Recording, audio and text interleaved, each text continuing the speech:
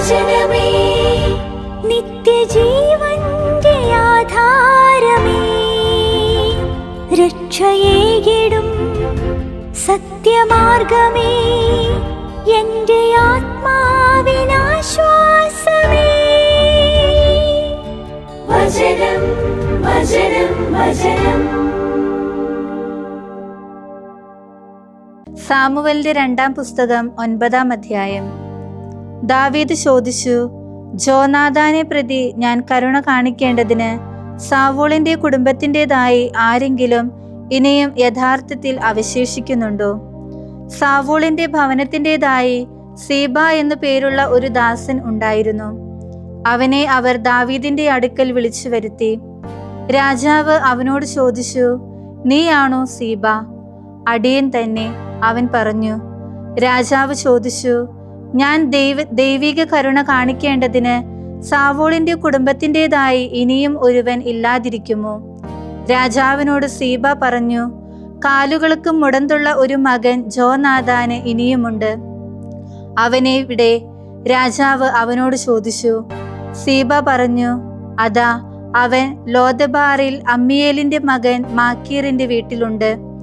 അപ്പോൾ ദാവീദ് രാജാവ് ആളയച്ച് ലോദബാറിൽ അമ്മിയേലിന്റെ മകൻ മാക്കീറിന്റെ വീട്ടിൽ നിന്ന് അവനെ ഏറ്റെടുത്തു. സാവൂളിന്റെ മകനായ ജോനാഥാന്റെ മകൻ മെഫിബോശേത്ത് ദാവീദിന്റെ അടുക്കൽ വന്ന് മുഖം മുട്ടേ വീണ് അവനെ വണങ്ങി. മെഫിബോശേത്ത് ദാവീദ് വിളിച്ചു, ഇതാ നിന്റെ ദാസൻ. അവൻ വിളി കേട്ടു. ദാവീദ് അവനോട് പറഞ്ഞു, ഭയപ്പെടേണ്ട, നിന്റെ പിതാവായ ജോനാഥാനെ പ്രതി ഞാൻ നിന്നോട് കാരുണ്യം ചെയ്യുക തന്നെ ചെയ്യും. നിന്റെ പിതാമഹനായ സാവൂളിന്റെ വയലെല്ലാം ഞാൻ നിനക്ക് മടക്കിത്തരും. നീ എപ്പോഴും എൻ്റെ മേശയിൽ ഭക്ഷണം കഴിക്കണം. അപ്പോൾ അവൻ നമിച്ചുകൊണ്ട് പറഞ്ഞു, എന്നെപ്പോലുള്ള ഒരു ചത്ത പട്ടിക്കു നേരെ നീ മുഖം തിരിക്കാൻ നിന്റെ ദാസൻ എന്താണ്? തുടർന്ന് സാവൂളിന്റെ ഭൃത്യൻ സീബായെ വിളിച്ച് രാജാവ് പറഞ്ഞു, സാവൂളിനും അവന്റെ കുടുംബം മുഴുവനും ഉണ്ടായിരുന്നതെല്ലാം ഞാൻ നിന്റെ യജമാനന്റെ മകന് നൽകിയിരിക്കുന്നു. നീയും മക്കളും ദാസന്മാരും അവനു വേണ്ടി നിലം കൃഷി ചെയ്ത് കൊണ്ടുവരണം. അങ്ങനെ അത് നിന്റെ യജമാനന്റെ മകന് ഭക്ഷണമായും അവൻ അത് ഭക്ഷിക്കും. എന്നാൽ നിന്റെ യജമാനന്റെ മകനായ മെഫിബോശേത്ത് എപ്പോഴും എൻ്റെ മേശയിലായിരിക്കും ഭക്ഷണം കഴിക്കുന്നത്. സീബായിക്ക് 15 പുത്രന്മാരും 20 ദാസന്മാരും ഉണ്ടായിരുന്നു. രാജാവിനോട് സീബ പറഞ്ഞു, എൻ്റെ യജമാനനായ രാജാവ് തൻ്റെ ദാസനോട് കൽപ്പിക്കുന്നതെല്ലാം പോലെ നിന്റെ ദാസൻ ചെയ്യാം.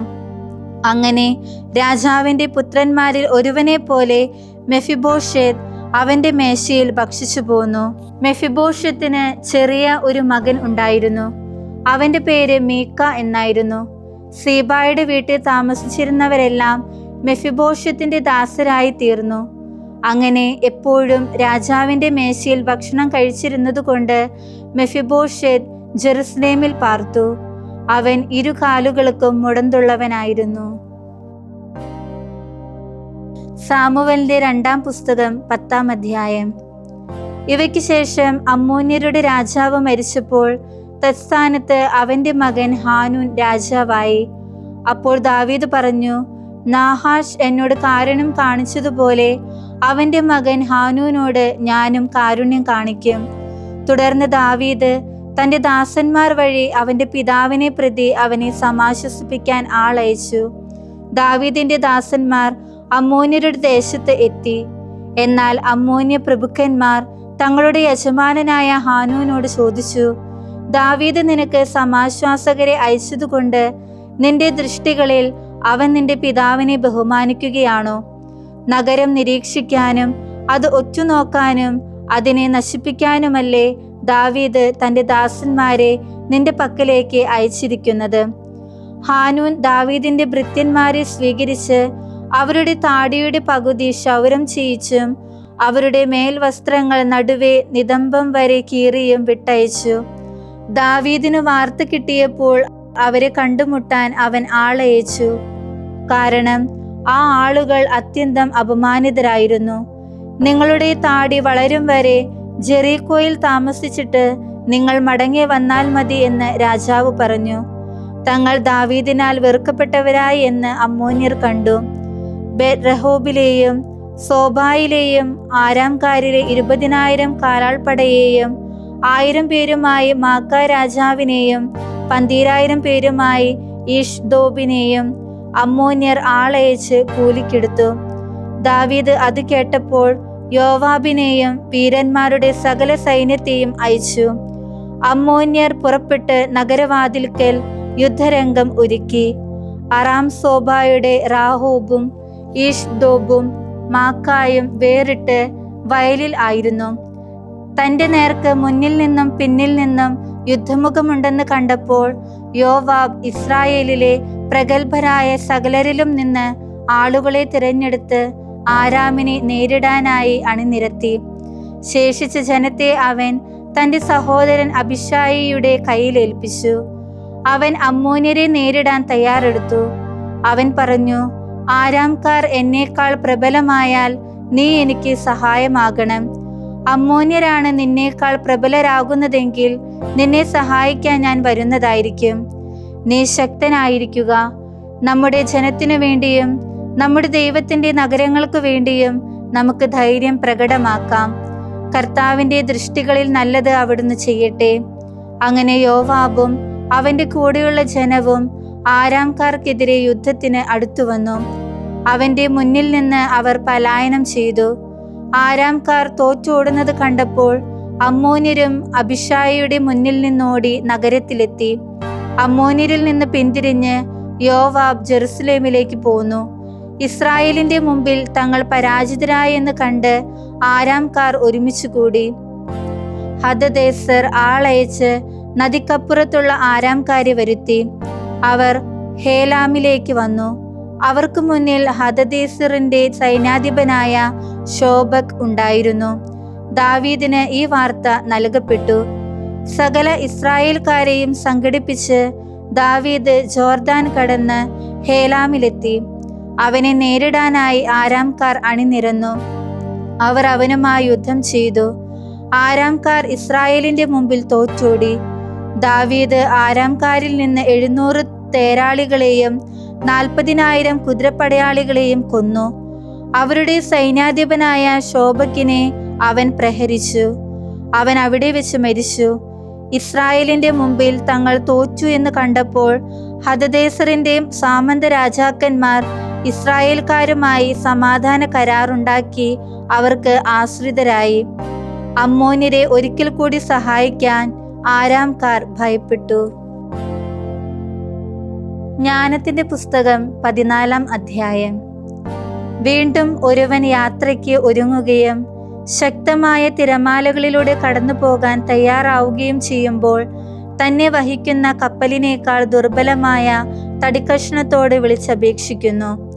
തീർച്ചയായും കപ്പലിന് രൂപം നൽകിയത് ലാഭേച്ഛയാണ്. ജ്ഞാനമാണ് അത് തയ്യാറാക്കിയ ശില്പി. എന്നാൽ പിതാവേ, അങ്ങയുടെ പരിപാലനയാണ് അതിനെ നയിക്കുന്നത്. എന്തെന്നാൽ അങ്ങാണ് കടലിൽ അതിന് ഒരു പാതയും തിരകൾക്കിടയിലൂടെ ഒരു സുരക്ഷിത മാർഗവും നൽകിയത്. അങ്ങനെ വൈദഗ്ധ്യമില്ലാത്ത ആർക്കും കടൽ യാത്ര ചെയ്യാനാവും വിധം എല്ലാറ്റിലും നിന്ന് രക്ഷിക്കുന്നതിന് അങ്ങേക്ക് സാധിക്കുമെന്ന് കാണിച്ചു. അങ്ങയുടെ ജ്ഞാനത്തിന്റെ പ്രവൃത്തികൾ നിഷ്ഫലമാകരുതെന്ന് അങ്ങ് ആഗ്രഹിക്കുന്നു. ആകിയാൽ മനുഷ്യർ തീരെ ചെറിയ തടിക്കഷ്ണത്തിൽ പോലും ജീവിതരക്ഷ ഉറപ്പിച്ച് തിരകളിലൂടെ കടന്ന് ചങ്ങാടത്തിൽ സുരക്ഷിതരായി കരയ്ക്കടുക്കുന്നു. പണ്ട് ഗർവിഷ്ഠരായ മല്ലന്മാർ നശിച്ചപ്പോൾ ലോകത്തിന്റെ പ്രത്യാശ ഒരു പേടകത്തിലായിരുന്നു അഭയം തേടിയത്. അങ്ങയുടെ കരത്താൽ നയിക്കപ്പെട്ട അത് ലോകത്തിൽ പുതിയ തലമുറയുടെ വിത്ത് അവശേഷിപ്പിച്ചു. നീതി എന്തിലൂടെ ഭവിച്ചുവോ ആ മരം അനുഗ്രഹീതമാണ്. ഹസ്തനിർമ്മിതമായ വിഗ്രഹം ശബ്ദമാണ്. അത് നിർമ്മിച്ചയാളും ശബ്ദൻ. അവൻ അത് നിർമ്മിച്ചതുകൊണ്ടും ആ നശ്വര വസ്തു ദേവൻ എന്ന് വിളിക്കപ്പെട്ടതുകൊണ്ടും അധർമ്മിയോടും അവന്റെ അധർമ്മത്തോടും ദൈവത്തിന് ഒരുപോലെ വെറുപ്പാണ്. അങ്ങനെ നിർമ്മിക്കപ്പെട്ടത് ചമച്ചവനോടൊപ്പം ശിക്ഷിക്കപ്പെടും. അതുകൊണ്ട് ജനതകളുടെ വിഗ്രഹങ്ങൾക്കും ശിക്ഷയുണ്ടാകും. എന്തെന്നാൽ ദൈവസൃഷ്ടിയിൽ നിന്നാണെങ്കിലും അവ മ്ലേച്ഛ വസ്തുവായി മനുഷ്യാത്മാക്കൾക്ക് ഇടർച്ചയ്ക്ക് കാരണവും മൂഢന്മാരുടെ പാദങ്ങൾക്ക് കെണിയുമായി ഭവിച്ചു. വിഗ്രഹ നിർമ്മാണ ചിന്ത തന്നെയാണ് വ്യഭിചാരത്തിന്റെ ഉറവിടം. അവയുടെ കണ്ടുപിടുത്തമാണ് ജീവിതത്തിന്റെ ജീർണതയും. അവ ആദ്യം മുതൽ ഉണ്ടായിരുന്നതല്ല, അവസാനം വരെ നിലനിൽക്കുകയുമില്ല. എന്തെന്നാൽ മനുഷ്യന്റെ മിഥ്യാഭിമാനത്തിൽ അവ ലോകത്തിലേക്ക് പ്രവേശിച്ചു. അതുമൂലം അവയുടെ പെട്ടെന്നുള്ള തിരോധാനം നിശ്ചയിക്കപ്പെട്ടിരിക്കുന്നു. അകാല ദുഃഖത്താൽ ഗ്രസിക്കപ്പെട്ട പിതാവ് തന്നിൽ നിന്ന് ദ്രുതം അകറ്റപ്പെട്ട മകന്റെ പ്രതിമയുണ്ടാക്കി. ഒരിക്കൽ മൃതനായ മനുഷ്യനെ ഇപ്പോൾ ഒരു ദേവനെ പോലെ വണങ്ങുകയും തൻ്റെ അനുചരന്മാർക്ക് രഹസ്യാനുഷ്ഠാനങ്ങളും ആചാരങ്ങളും നിശ്ചയിച്ചു കൊടുക്കുകയും ചെയ്തു. അങ്ങനെ പ്രബലമായി തീർന്ന ആ ദുരാചാരം കാലാന്തരത്തിൽ നിയമം പോലെ ആക്കപ്പെട്ടു. രാജാക്കന്മാരുടെ കൽപ്പന പ്രകാരം കൊത്തുവിഗ്രഹങ്ങൾ ആരാധിക്കപ്പെട്ടു. രാജാക്കന്മാർ വിദൂരത്ത് വസിച്ചിരുന്നത് മൂലം അവരെ നേരിട്ട് വണങ്ങാൻ സാധിക്കാതിരുന്നതിനാൽ അവരുടെ പ്രതിച്ഛായ മനുഷ്യർ അകലെ നിന്നും വിഭാവന ചെയ്ത് തങ്ങൾ ആദരിച്ച രാജാവിന്റെ ദൃശ്യബിംബം ഉണ്ടാക്കി.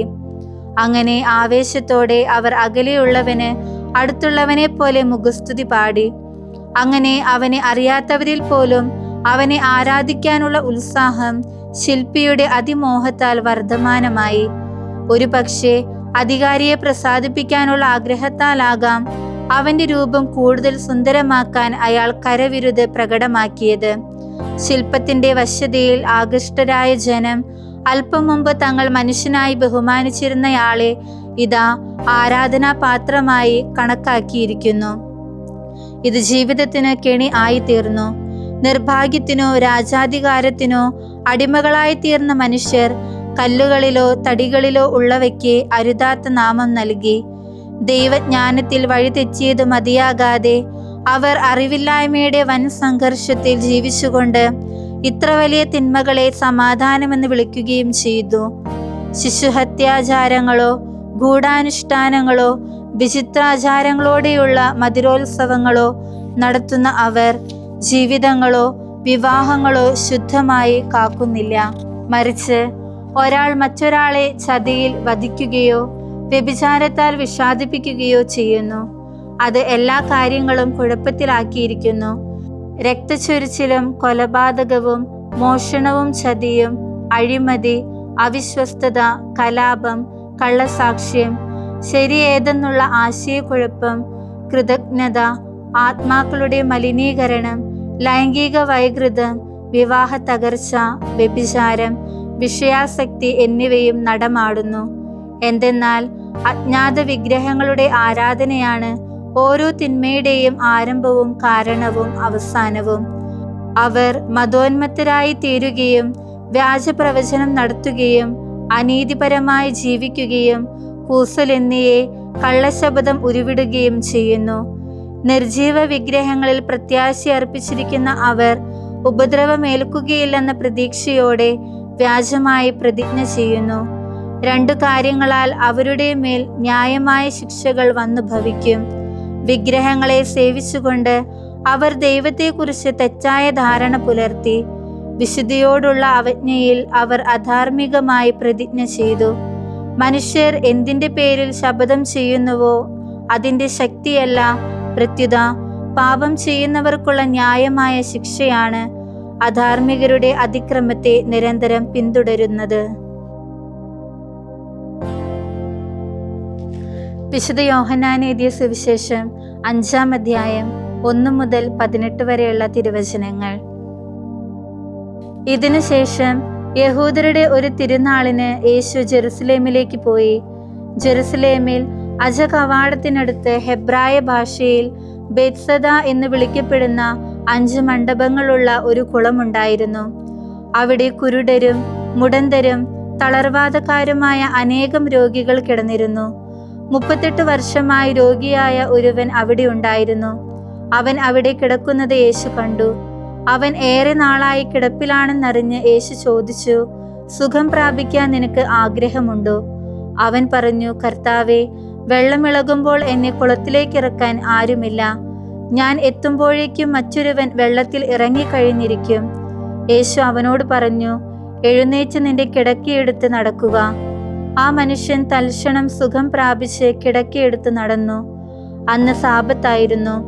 അതിനാൽ സുഖം പ്രാപിച്ച ആ മനുഷ്യനോട് യഹൂദർ പറഞ്ഞു, ഇന്ന് സാബത്താകിയാൽ കിടക്ക ചുമക്കുന്നത് നിഷിദ്ധമാണ്. അവൻ മറുപടി പറഞ്ഞു, എന്നെ സുഖപ്പെടുത്തിയവൻ നിന്റെ കിടക്കയെടുത്ത് നടക്കുക എന്ന് എന്നോട് പറഞ്ഞു. അവർ അവനോട് ചോദിച്ചു, കിടക്കയെടുത്ത് നടക്കുക എന്ന് നിന്നോട് പറഞ്ഞവൻ ആരാണ്? അവൻ ആരാണെന്ന് സുഖം പ്രാപിച്ചവൻ അറിഞ്ഞിരുന്നില്ല.